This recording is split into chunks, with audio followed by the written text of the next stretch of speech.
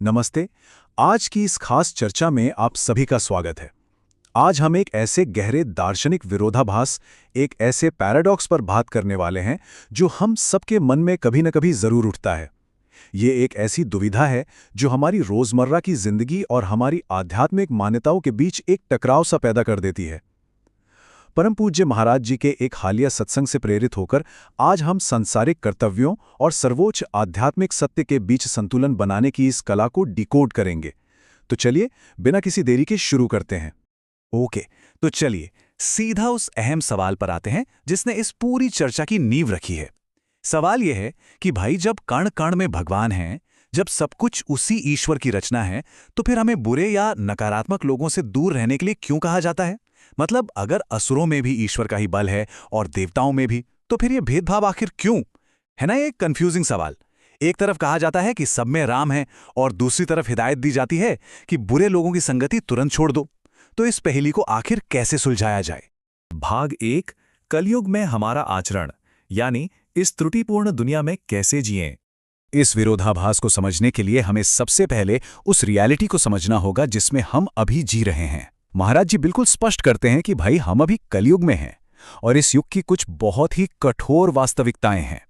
यहां तमोगुण यानी अंधकार और अज्ञानता लगातार बढ़ती है और इसमें रजोगुण यानी अत्यधिक इच्छाओं का जबरदस्त मिक्सचर होता है। लोग काम, वासना और भौतिक इच्छाओं के जाल में फंसे रहते हैं। चारों तरफ द्वेष, दुश्मनी और अहंकार का ही बोलबाला है। अब क्योंकि हमारा आसपास का माहौल ही कुछ ऐसा है, इसलिए हमें इस दुनिया में सरवाइव करने और सही रास्ते पर टिके रहने के लिए कुछ बहुत ही प्रैक्टिकल नियमों की जरूरत पड़ती है। केवल हवा हवाई या आदर्शवादी बातों के सहारे इस युग में नहीं जिया जा सकता। भाग 2, व्यवहार बनाम परमार्थ, यानी जीवन को देखने के दो अलग अलग नजरिए। तो जीवन को देखने और जीने के दो बिल्कुल अलग अलग चश्मे होते हैं। पहला है व्यवहार, यानी हमारा डे टू डे सांसारिक आचरण। देखिए, व्यवहार की दुनिया में अच्छे और बुरे के बीच फर्क करना बहुत जरूरी है। जो लोग अहंकारी हैं, दुष्ट हैं या गलत काम करते हैं, उनसे दूरी बनानी ही पड़ती है। लेकिन इसके बिल्कुल उलट है परमार्थ, यानी सर्वोच्च आध्यात्मिक सत्य। परमार्थ की अवस्था में कोई भेदभाव नहीं होता। वहां हर प्राणी के भीतर बस ईश्वर के दर्शन होते हैं। महाराज जी बहुत गहराई से समझाते हैं कि इन दोनों अवस्थाओं को आपस में मिक्स करना हमारी सबसे बड़ी भूल हो सकती है। व्यवहार के स्तर को थोड़ा और प्रैक्टिकली समझने के लिए गोस्वामी तुलसीदास जी की ये पंक्तियां देखते हैं। उन्होंने कहा है, जाके प्रिय न राम वेदेही तज्जिय ताही कोटि बैरी सम। इसका सीधा सा मतलब है कि जिसे भगवान राम और सीता प्रिय नहीं हैं, उसे करोड़ों दुश्मनों के समान मानकर छोड़ देना चाहिए।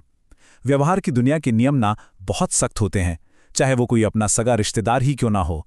अगर वो गलत रास्ते पर है तो उसका त्याग करना पड़ता है। बिल्कुल वैसे ही जैसे भक्त प्रहलाद ने अपने ही पिता को छोड़ा और भरत जी ने अपनी माता कैकेयी का त्याग कर दिया था। सांसारिक आचरण का यही अटल नियम है। लेकिन जब हम परमार्थ की बात करते हैं तो पूरा का पूरा नजरिया ही बदल जाता है। सिया राम मयम सब जग जानी, करो प्रणाम जोरी जुग पानी। ये परमार्थ का सबसे बड़ा उपदेश है। इसका अर्थ है पूरे संसार को भगवान का ही रूप मानना और दोनों हाथ जोड़कर सबको प्रणाम करना। इस अवस्था में कोई दुश्मन नहीं बचता, कोई बुरा नहीं होता। लेकिन यहाँ एक कैच है। ध्यान देने वाली बात यह है कि ये अवस्था एक सर्वोच्च आध्यात्मिक सिद्धि है। ये कोई बेसिक नियम नहीं है जिसे हम कल सुबह से ही अपनी दिनचर्या में लागू कर दें। और महाराज जी ने इस बात को समझाने के लिए एक बहुत ही शानदार उदाहरण दिया है। व्यवहार की दुनिया ना एक ऐसी सड़क की तरह है जहां अच्छे और बुरे के रूप में छोटे बड़े गड्ढे हैं। हमें गाड़ी चलाते वक्त उन गड्ढों से बचकर चलना होता है। लेकिन परमार्थ क्या है? परमार्थ एक भयंकर बाढ़ की तरह है। जब आध्यात्मिक ज्ञान की बाढ़ आती है तो वह सड़क के हर छोटे बड़े गड्ढे को पानी से लबालब भर देती है। सब कुछ एक ही लेवल पर आ जाता है। तब कोई गड्ढा अलग से नजर नहीं आता, बस हर तरफ जल ही जल होता है। ठीक इसी तरह परमार्थ की दृष्टि में जड़ और चेतन सब एक समान हो जाते हैं। तो इस पूरे दर्शन का असली सार यही है कि एक साधक को हमेशा स्टेप बाय स्टेप चलना चाहिए। पहला कदम है व्यवहार में अपनी पकड़ मजबूत करना।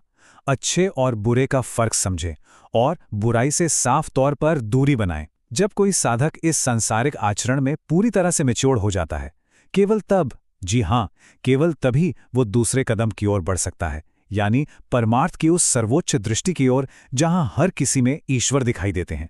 अगर पहली सीढ़ी चढ़े बिना ही सीधे दूसरी मंजिल पर छलांग लगाने की कोशिश की तो गिरना और भ्रमित होना बिल्कुल तय है।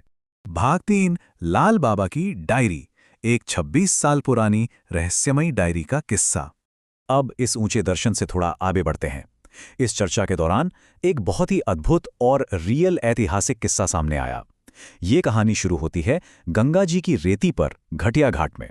वर्षों पहले साल 2000 के आसपास महाराज जी की मुलाकात एक महान संत बाल योगी लाल बाबा जी से हुई थी। उस वक्त लाल बाबा जी ने अपने हाथों से एक छोटी सी डायरी में कुछ अनमोल विचार लिखे थे और आज इतने दशकों बाद महाराज जी ने उस डायरी को निकाला और उन हस्तलिखित सूत्रों को पढ़ना शुरू किया। सोचिए, ये एक सन्यासी की डायरी है जिसमें एक सिद्ध संत के जीवन का पूरा निचोड़ है। डायरी के पन्नों को पलटने से पहले ये जानना बहुत दिलचस्प होगा कि आखिर लाल बाबा जी थे कौन। चर्चा में बताया गया कि लाल बाबा जी खेचरी मुद्रा के मास्टर थे। योग विज्ञान में खेचरी मुद्रा एक बहुत ही उच्च और रहस्यमयी अवस्था मानी जाती है और सबसे बड़ी बात, उन्होंने इसी समाधि की अवस्था में स्वेच्छा से अपना भौतिक शरीर त्याग दिया था। तो हम समझ सकते हैं कि ऐसे उच्च कोटि के संत की कलम से निकला हर एक शब्द कितनी गहराई और कितनी ताकत रखता होगा। भाग 4, जीवन के दिव्य सूत्र, हस्तलिखित ज्ञान के मोती। तो चलिए अब इस डायरी के उन अचूक रहस्यों पर नजर डालते हैं जिन्हें महाराज जी ने दुनिया के सामने रखा। ये कोई मामूली कोट्स नहीं है, बल्कि जीवन को जड़ से बदल देने वाले सूत्र हैं। डायरी का पहला सूत्र कहता है, जैसा सोचोगे वैसा हो जाओगे, इसीलिए जैसा होना है वैसा सोचो। सुनने में कितना सिंपल लगता है ना, लेकिन ये बहुत ही पावरफुल है। ये साइकोलॉजी और स्पिरिचुअलिटी दोनों का एकदम बेस है। हमारा मन ही हमारी पूरी रियलिटी को गढ़ता है। अगर हम अपने विचारों को पूरी तरह उसी दिशा में लगा दें जो हम असल में बनना चाहते हैं, तो हमारा जीवन खुद ब खुद उसी सांचे में ढलने लगता है। हमारी सोच ही हमारे आने वाले कल की नींव है। डायरी का दूसरा सूत्र है, सरल एवं सहज जीवन में ही श्रद्धा का जन्म होता है। आज की इस भाग दौड़ और कॉम्प्लेक्सिटी से भरी दुनिया में हमने आध्यात्मिकता को भी बहुत पेचीदा बना दिया है, लेकिन लाल बाबा जी की ये बातें हमें एक झटके में याद दिलाती हैं कि सच्चा विश्वास, सच्ची श्रद्धा किसी बाहरी दिखावे या कॉम्प्लिकेटेड अनुष्ठानों से नहीं आती। ये तो तब पैदा होती है जब हमारा जीवन बिल्कुल सादा, सरल और नेचुरल हो जाता है, एकदम पानी की तरह साफ।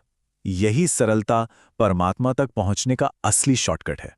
और अंत में ये सबसे ज्यादा झकझोर देने वाला विचार, अहम शून्य जीवन ही परमात्मा के साम्राज्य में प्रवेश करता है। जब तक हमारे भीतर रत्ती भर भी मैं या अहंकार बचा है, तब तक हम उस परम सत्य का अनुभव कर ही नहीं सकते। अहंकार का पूरी तरह खत्म होना ही ईश्वर के राज्य में एंट्री का वीआईपी पास है।